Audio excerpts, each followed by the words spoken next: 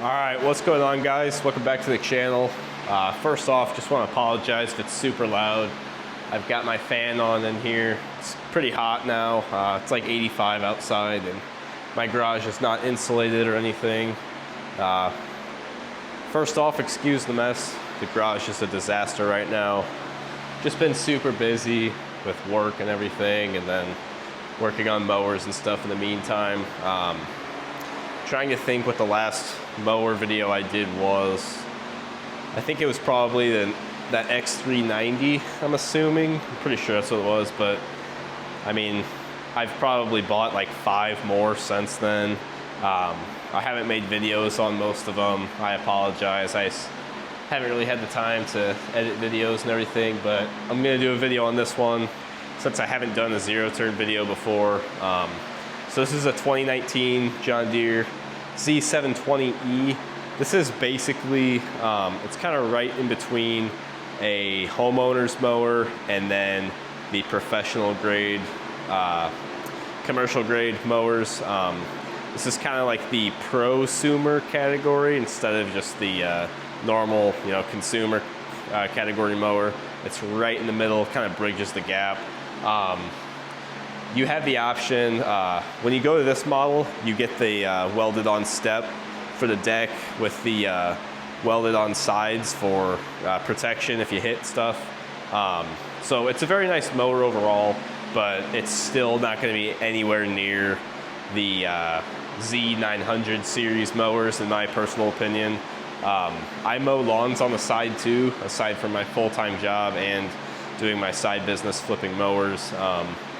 And I use a Z950M, and this is nowhere near that, but my Z950 was around $15,000 brand new. This is $8,000, so it's still half the price that like my Z950 is. So with that, with taking that into consideration, this is still a very nice mower. If you're not a person who's mowing for a living, this is super nice. It's got a 23 horsepower Kawasaki engine. Super good engine. You're not gonna have any trouble with that. The hydraulics feel good. It cuts really good, but I do notice the engine will bog down more compared to my Z950. I believe my 950 has maybe 25 or 27 horsepower. I can't remember exactly. But like I said, this has 23, but this is still a super solid mower. Like I said, it's a 2019. It has a little over 200 hours. I paid $4,100 for it. I'm just gonna sell it for $5,500 is what I'm gonna aim for. $5,300 is the least I'll take, but I just want to get it gone. I don't want to sit on this one very long. I actually just sold my Z950M, so I want to sell this, sell a couple other mowers, and then I'm gonna get another mower, another Z950 most likely, for the lawns I mow on the side too, because I do about 6 weekly accounts I have. So I mow every single week. It takes me about 4 hours. So right now I'm using a X720e to do those properties, and it takes me about 6 hours to do versus when I have my zero turn. But I literally just sold my zero turn last week. I didn't make a video on that because that wasn't a mower I was flipping. That was just my personal mower. But yeah, so this one, I already did a couple things that needed done. I replaced the bearings in the stem of this for the front caster wheel. Basically, you get one set of bearings that goes on the bottom that fits right here. Then you have another set that fits right in top here. So basically, the previous owner of this mower, he actually bent the spindle for this. So it broke the bearings out of alignment, and then it actually snapped off this retaining clip that helps hold it in there. So then this was actually just kind of getting pushed up into this stem, and then it was pushing this up. So I have pictures of exactly what it looked like, so I'll kind of overlay those, and then you'll kind of see how it looks when I finished it. Basically, you just take that nut off, then you replace the bearings, you pop them out. It's pretty self-explanatory. It wasn't too bad. And then tightening that nut up at the top will actually bring the bearings all together and get it to seat fine. But I had to use my torch to try to bend that back a little bit. It didn't get bent back perfectly, but it's a lot better than it was. But yeah, like I said, I'll overlay the pictures of what I kind of had to do there. And then, yeah, I put a brand new chute on it. The guy I got it from, he didn't even have a chute for it. Not really sure where it went. I mean, I get taking the chute off because it mows a lot better and it kind of distributes the grass clippings a lot better when the chute's not on it, but you need to have a chute. I mean, put a bungee cord, get the chute blocker with a lever. I don't know why you would not have that on there, because otherwise you're just spraying grass on cars and towards people and all sorts of stuff, and that's just dangerous. Yeah, honestly, I'm just gonna wipe this down real quick. It's not super dirty to begin with.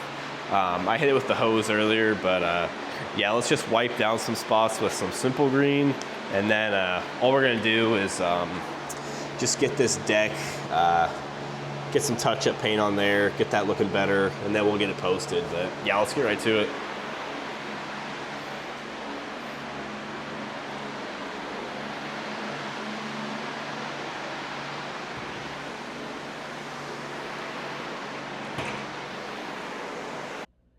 Alright guys, so at this point in the video, my external microphone actually died. I haven't charged it a single time since I bought it like a couple months ago, so that was on me. And I just didn't like the way the audio quality ended up sounding with the built-in mic on my camera. But yeah, basically the mower's all done here. The deck came out perfectly fine, looks brand new. That paint that I use matches perfect with the John Deere green. I mean, it's literally John Deere green paint made by Rust-Oleum.